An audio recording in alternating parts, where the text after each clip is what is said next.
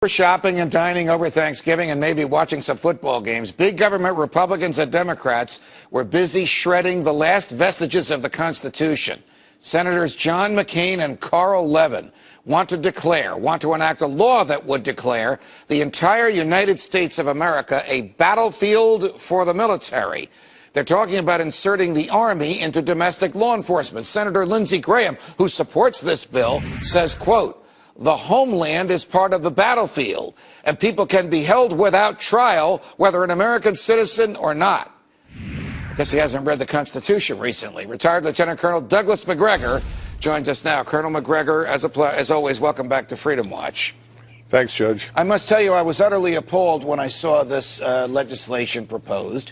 We didn't learn about it until last night because the committee hearings on it were done in secret, even though the Constitution requires the Congress to do these things in public. And there were no actual hearings, just a bunch of members of the Senate who got together and wrote this thing. And it basically says the president can arrest whoever he wants anywhere in the United States of America and keep them without charging them with a crime, without letting them see a lawyer, without bringing them to a judge for as long as he wants.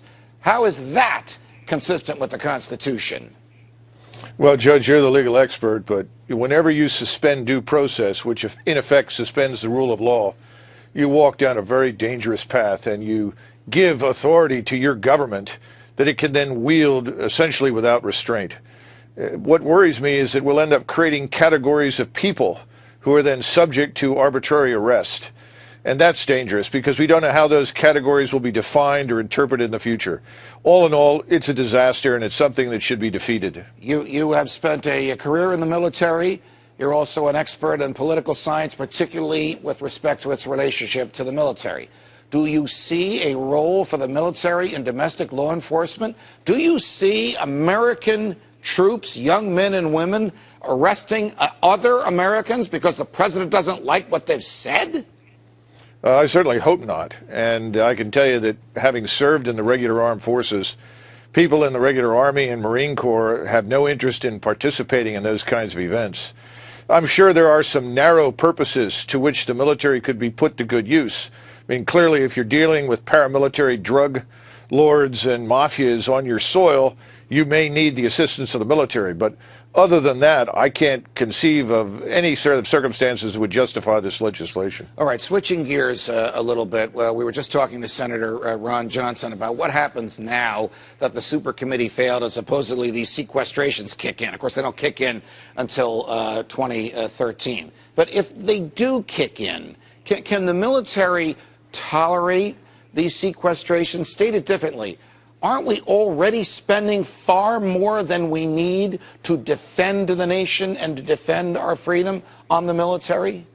Well, the answer to your second question, of course, is yes. And the way to go about this, and we have no way of knowing what people on the Hill will do. And remember, the people on the Hill, contrary to popular belief, are not really terribly well informed about military affairs. So they're going to be bombarded by a mix of lobbyists and generals and admirals who are going to try and pursue their agendas.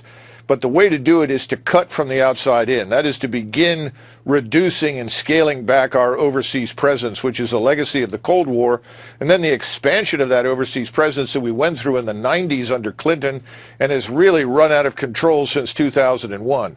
So bringing those forces back, stopping the expenditures overseas, will save us at least $1 trillion in the first 3 or 4 years if it's done intelligently.